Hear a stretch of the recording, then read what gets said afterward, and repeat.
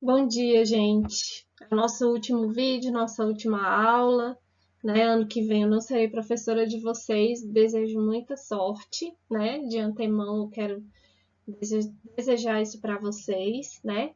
Muita sorte, muita saúde, que vocês venham lograr êxito e a gente vai se encontrar por aí, né? Bom, e aí como último vídeo, né, do ano, nós falamos sobre muitas coisas esse ano. E aí, para fechar, né, tanto que é o último conteúdo que está no livro de vocês, nós iremos falar sobre a expansão dos Estados Unidos no século XIX, porque até então, né, até o século XIX, os Estados Unidos eram apenas, né, um país que havia se tornado independente da metrópole, né, era uma colônia que havia se tornado independente da metrópole, que era a Inglaterra. Eles lutaram e conseguiram a sua independência. E aí, a partir do século XIX, que os Estados Unidos começaram a se fortalecer e dar os primeiros passos rumo à superpotência mundial que é hoje, né, galera? Então, é importante a gente falar sobre esse contexto, né, porque no século XIX aconteceram várias coisas, né, inclusive aqui no Brasil, foi a abolição da escravatura, né, por conta da Revolução Industrial lá na Inglaterra, que trouxe as fábricas, né, e a indústria, né, para o modo de produção. E aí isso refletiu no Brasil, aí teve a abolição da escravatura. A gente também estudou sobre os reinados, né, primeiro reinado, segundo reinado, e como se deu, né, esse processo. E aí o Brasil, o Império, ele chega ao fim, né? Eles conseguem depor o rei consegue ser deposto, né? Dom Pedro II. E aí a gente vai entrar no período da República. E aí o Brasil vai se consolidar como um país independente a partir de então, até por influência dos Estados Unidos também. E aí é importante a gente falar agora, né, para fechar o conteúdo, sobre o papel dos Estados Unidos nesse período, né, e a expansão, né, como ele se tornou um país de primeiro mundo, uma superpotência mundial. É o que nós iremos ver agora. Então, né, os Estados Unidos no século XIX. Houve o Destino Manifesto, né, e aí eles tiveram a marcha para o oeste, a guerra de secessão e a doutrina Monroe. E aí eu gostaria que vocês acompanhassem, né, a aula de hoje por meio do livro, né, e o conteúdo está lá na página 230 a 240. Então, gente, qual era o contexto histórico, né, que os Estados Unidos viviam nesse período, né? As 13 colônias do norte libertam-se no final do século XVIII, né? E aí nascem os Estados Unidos da América, a partir da sua independência, né? Por meio das 13 colônias. E aí o norte, né, dos Estados Unidos era colonizado por puritanos que acreditavam na teoria da predestinação, aonde o acúmulo de bens, e eu sempre reforço isso com vocês, onde o acúmulo de bens e riquezas é visto como um sinal de bênçãos. Logo surgem grandes empreendedores, o norte utilizou pouquíssimo mão de obra escrava, e aí trouxeram vários colonos para ganharem salários. Já o sul, né, que fica mais próximo aqui da América do Sul, eles se utilizaram do sistema de plantation, parecido com o nosso sistema aqui, né, no Brasil, e com grande e intenso uso da mão de obra escrava. Então, houve aí uma diferença entre o norte dos Estados Unidos e o sul. Mas essa ideia, gente, da religião, né, protestante, né, que era a doutrina calvinista da predestinação, isso talvez tenha sido um dos maiores sinais de riqueza, né, dos Estados Unidos, e por hoje eles serem um país totalmente liberal, né, é, economicamente falando, e que a atuação do Estado é mínima, e quem são os os protagonistas são os empreendedores, os empresários, né? Por isso que os Estados Unidos têm esse perfil. E aí, ao longo do século XIX, os Estados Unidos iniciam um processo de expansão territorial, a qual ficou conhecida como a Marcha para o Oeste, ou Far West. Talvez vocês já tenham até ouvido falar sobre essa expressão. Então, aqui, né, se vocês puderem observar, né, na região aqui dos Estados Unidos, eles começaram com esse objetivo, né, de expandir a região né, o território americano, certo? Eles até conquistaram aqui parte do México, né, que ficou conhecido como Novo México. E aqui, gente, é o mapa, né, dos Estados Unidos nesse período de expansão territorial. E aqui, né, na imagem, é possível a gente ver os nativos, né, os indígenas e os animais fugindo da expansão, certo?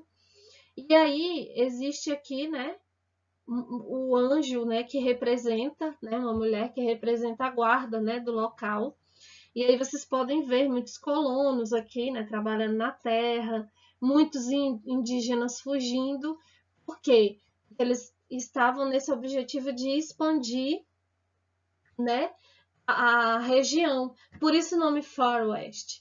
Porque tem vários filmes que fazem referência a isso, né? Era a ideia de rumo ao oeste, né?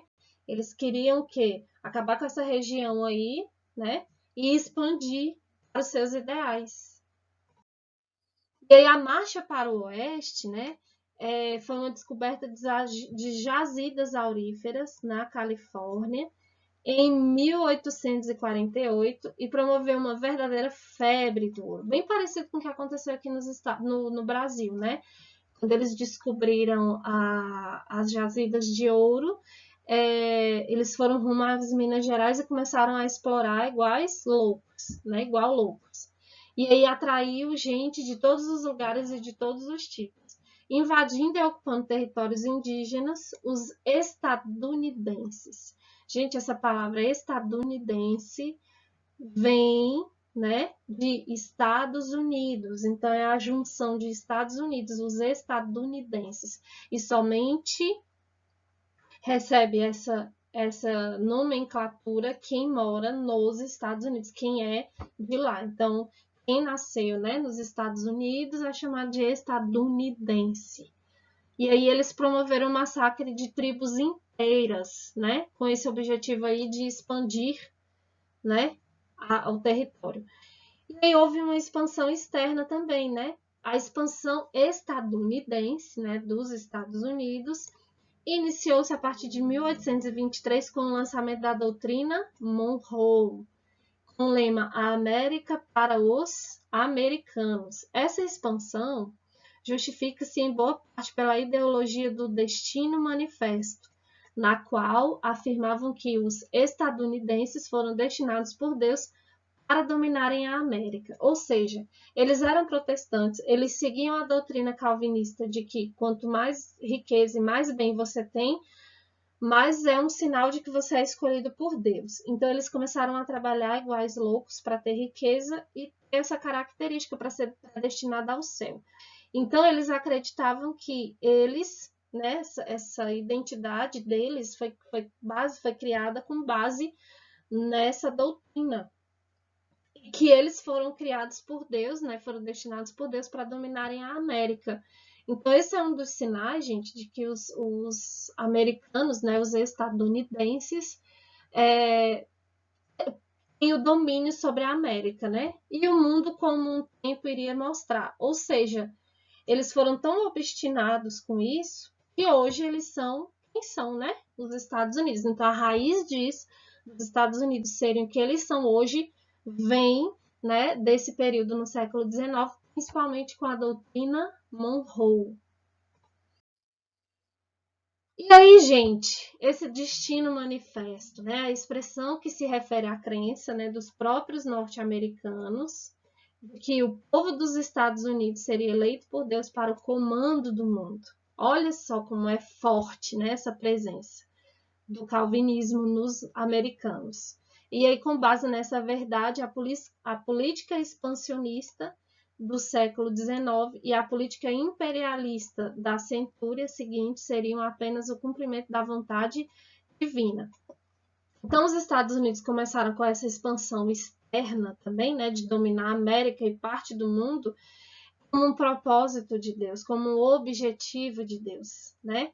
Isso é o destino manifesto por Deus para que os estadunidenses dominassem o mundo, né? Que era o destino deles. E aí a expansão e o domínio, segundo a crença, não seriam apenas boas, mas também óbvias, que eram manifestos e inevitáveis, que era o destino. E aí essa expressão foi usada pela primeira vez por John O'Sullivan, em um ensaio intitulado Annexation, publicado na revista Democratic Review, no qual o jornalista exigia a anexação da República do Texas, recentemente separada do México. E aí esse O'Sullivan escreveu: nosso destino manifesto, atribuído pela providência divina para cobrir o continente para o livre desenvolvimento de nossa raça, que se multiplica aos milhões anualmente. Então eles tinham essa meta, esse objetivo. E aí o governo e mídia daquele país usaram explicitamente as doutrinas do destino manifesto na primeira metade do século XIX, notadamente no período de anexação territorial de diversos estados, as 13 colônias, né? E aí o uso formal e oficial da doutrina foi abandonado até o final do século, na década de 80. Então, vocês percebem que essa ideia, né, gente, religiosa, eles tinham esse objetivo e se impregnou na mente, né, na identidade do americano. Por isso que eles, né, eles têm essa postura de serem superiores e tudo mais. E aí, né, gente, aqui mostra um quadro, né, ao longo do século XIX, né, após ter consolidado a sua independência e expandido o seu território, essas contradições entre o sul e o norte chegam ao seu ápice, né, ao ponto máximo. E aqui, né, na tabela mostra quais eram os segmentos do norte e do sul, certo? O norte é a burguesia, né? E a burguesia seguia a doutrina calvinista, os sul os latifundiários, né? O norte era a favor da abolição, o sul a favor da escravidão, aqui era livre. E isso fez com que os Estados Unidos tivessem, né, esse perfil que eles têm hoje. E aí também nós temos a Guerra da Secessão, né, que foi entre 1961 e 1965. E aí, com a eleição do presidente Abraham Lincoln, em 1960, a Guerra Civil ela pareceu um fato impossível de ser evitado, pois Lincoln era o primeiro presidente republicano e a sua plataforma de governo ia de encontro aos interesses dos estados do norte. Então, qual foi o estopim da Guerra de Secessão? Lincoln ganhou as eleições e teve a 13ª emenda à Constituição e eles tomaram medidas protecionistas, ou seja, não abrir o comércio. E aí, essa 13ª emenda, ela previu o fim da escravidão em todo o território nacional, certo? E aí aqui, né, gente, a Guerra de Secessão, né, ela foi a maior guerra civil do continente americano. Ela terminou com um saldo de 600 mil a 620 mil mortos. E aí, após a guerra, foi necessário um esforço tremendo para reconstruir os estados do sul. É por isso que a parte norte ela é mais próspera que a do sul, certo? E aí, gente, para finalizar, né, o tema de hoje, teve a questão dos negros nos tribunais, né, porque eles queriam a liberdade, a igualdade racial, e por meio dessa 13ª emenda à Constituição, né, dos Estados Unidos. E aí a longa e intensa discussão entre igualdade legal e igualdade racial permanece até hoje. Bom, gente, é isso, né? Qualquer dúvida me procurem no fórum, que eu estarei por lá. E um grande abraço para vocês e boa sorte!